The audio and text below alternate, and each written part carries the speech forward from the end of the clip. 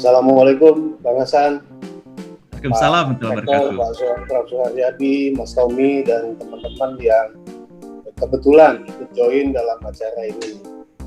Saya sih agak tersanjung awalnya karena Pak Hasan kemudian mengajak saya untuk bisa sharing lah hari ini. Mungkin saya nggak se-advance Mas Tommy ya dalam ilmu komunikasi, tapi saya coba cerita dari sisi yang agak berbeda aja. Jadi sejarahnya sebenarnya saya selalu bagi hidup itu dalam beberapa fase. Saya fase itu kalau saya bilang saya lahir dalam kondisi golden spoon, tapi ternyata golden spoon itu juga nggak selalu jadi golden spoon. Ada masa di mana kemudian kita jatuh dan bangkit lagi. Jadi saya ingat satu kali itu sekitar tahun 84-85 orang tua saya sakit, kita berobat di Jepang itu hampir kurang lebih 1 tahun. Saya tinggal di satu apartemen di daerah Ichigaya. Waktu itu saya lihat kalau saya dari arah Ichigaya ke Subway itu banyak coffee shop kecil di Tokyo sana. Ingin ini lucu juga ya jalan kayak begini. Tapi kemudian itu kan pasti saya lupakan. Lalu saya hidup dulu saya harus cari dulu kehidupan yang realistis kan, bahwa kita kemudian membuat bisnis sesuatu yang berbeda yang belum tentu yang kita suka. Bisnis pertama yang saya bangun itu adalah saya kemudian menjadi konsultan untuk manajemen report. Mungkin orang lebih kenal itu dengan annual report, itu awalnya. Lalu pendek ya Pak Hasan ceritanya biar cepat. Kemudian saya berpikir bagaimana ide saya dulu yang saya lihat di tahun 84-85 di Tokyo itu saya bisa terapkan. Nah, saya bangunlah yang namanya Aceh Connection. Aceh Connection ini berdiri sebetulnya bukan instan saya punya nama kemudian jadi, nggak begitu awalnya. Jadi kebiasaan saya adalah saya mengumpulkan teman-teman. Jadi saya tinggal di satu apartemen, kemudian di bawahnya saya punya tempat yang saya siapkan, ada VIP room, khusus saya menerima teman-teman, kita berdiskusi hampir setiap malam. Jadi karena saya merasa saya dari Aceh, tentunya saya harus serving kopi Aceh itu yang paling enak.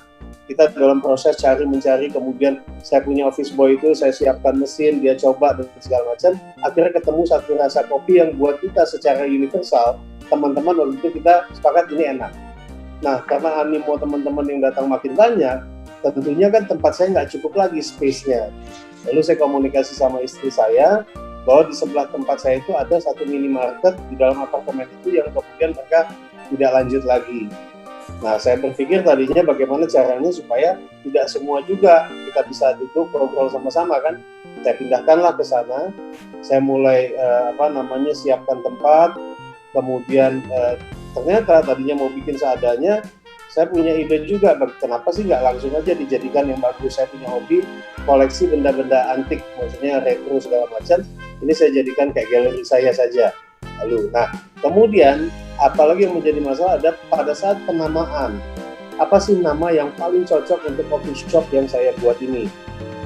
Ada beberapa teman-teman yang mengusulkan nama-nama yang beda-beda, tapi saya ketemu dengan abang saya, kemudian bicara, karena dia melihat saya suka mengumpulkan teman-teman secara fisik itu tertutup, kemudian dia bilang kenapa nggak ada kata connection. Saya pikir ini menarik juga. Nah, cuman apa yang menyambungkan connection? Saya sejauh ini dari saya kecil sampai sekitar tahun waktu saya dirikan itu, saya belum pernah, paling tidak menurut pengetahuan saya, belum pernah ada yang menggunakan kata Aceh di depan sebagai branding untuk Aceh itu sendiri. Nah, saya mencoba juga menjadi pionir bagaimana menggunakan nama Aceh itu secara positif. Jadi saya sambungkan saja Aceh Connection. Nah, ini tentunya apa? Untuk membuat bagaimana Aceh ini juga bisa terkoneksi secara nasional. Lalu dimulailah proses pembuatan Aceh Connection itu, dan saya berkumpul tentunya yang namanya kita tinggal di apartemen atau lokasi di apartemen tidak mudah untuk mendatangkan tamu. Banyak juga yang bilang bahwa agak sulit, itu apartemennya juga di daerah Selipi. Namun karena pertemanan tadi, karena komunikasi kita harus tetap humble itu, ya teman-teman datang. Nah, lalu kemudian kita juga punya, kenapa sih nggak ini menjadi sebuah bisnis, kan?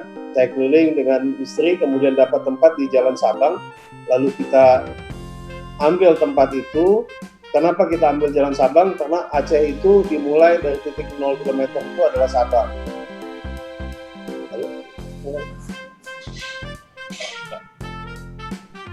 Kedengaran Pak Hasan?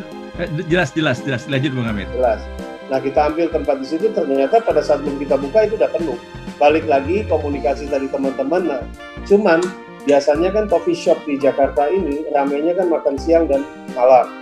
Saya mencoba mengubah bagaimana caranya, karena Jakarta ini kan tinggal penduduknya tidak semua tinggal di pusat kota, Hasan. Tinggalnya ada di Bekasi, ada di Tangerang. Bagaimana kemudian ini menjadi meeting point. Jadi mereka bisa datang jam 5, kita sudah surfing jam 6, setengah 7 pagi. Dan itu ternyata efektif. Lalu, apa sih yang setelah saya jalankan, kemudian saya buka lagi di SCBD, happening. Kenapa happening misalnya di SCBD itu? Karena kebetulan, balik lagi tadi, teman-teman saya, karena saya suka diskusi, kemudian suka bersilaturahmi, dan ternyata silaturahmi ini benar, Pak Hasan. Silaturahmi ini mendatangkan rezeki juga, dan mendatangkan teman yang lebih luas lagi. Kan yang kita lakukan adalah sebenarnya mulut ke mulut yang bisa berjalan dengan maksimal sampai hari ini. Nah, tapi saya juga tidak berhenti sampai di situ. Apa sih? Saya sudah menggunakan nama Aceh. Secara positif saya gunakan nama Aceh, kemudian menjadi famous dalam tanda kutip, paling tidak menurut saya. Apa yang saya sumbangkan untuk Aceh? Saya dirikanlah bersama istri namanya Yayasan The Aceh Connection Foundation. Jadi keuntungan dari Aceh Connection dan bisnis-bisnis lain saya itu kita tempatkan sebagian di sana untuk kemudian kita bisa berbagi, bukan hanya untuk di Aceh. Jadi gerakan yayasan kita ini sudah ada di Aceh, kemudian di Jawa Barat, kemudian sampai di Semarang dan di beberapa daerah lain. Nah, saya melihat bahwa kunci sebetulnya dari betul tadi Pak Rektor sampaikan bahwa tidak semua orang bisa melakukan juga, Pak Hasan. Ada juga faktor keberuntungan yang harus ada di kita, tapi paling nggak saya yakin bahwa semua ini bisa kita lakukan selama kita masih bisa menjaga komunikasi dengan baik. Makanya mungkin tidak sehebat Mas Tommy Cokro bahwa saya belajarnya komunikasi ini kan otodidak, bukan dalam proses belajar dalam bentuk sekolah. Namun yang saya lakukan sampai hari ini, menurut saya keberhasilan semuanya dilakukan dengan komunikasi yang baik. Nah, komunikasi yang baik tentunya ada kaidah-kaidah yang kita jaga juga. Jangan sampai menyakiti hati orang, kemudian jangan sampai menjadikan sesuatu itu menjadi negatif. Kita di Indonesia ini, Hasan, yang saya lihat bahwa di Indonesia ini yang banyak orang ngomong, pendengar belum ada. Saya mencoba menjadi pendengar. Jadi semua orang bisa bercerita kepada saya tidak melakukan judgement apapun, saya hanya mendengar, dan alhamdulillah yang saya lakukan hari ini membuat kemudian bisnis saya di Aceh Connection ini juga sejauh ini menurut saya lagi berhasil dalam tanda kutip. Mungkin itu singkat penjelasan dari saya, Pak Hasan. Saya lebih senang, tadi Mas Tommy juga bilang bagaimana caranya kita interaksi bisa ditanya. Nah, mungkin sedikit yang saya tambahkan dari proses ini juga bahwa orang lihatnya Aceh Connection sebenarnya ada juga bisnis-bisnis lain dan ada juga pekerjaan lain yang saya lakukan di Aceh Connection. Mungkin nanti dalam sesi tanya jawab, Pak Hasan. Terima kasih, Pak Hasan, Mas Tommy.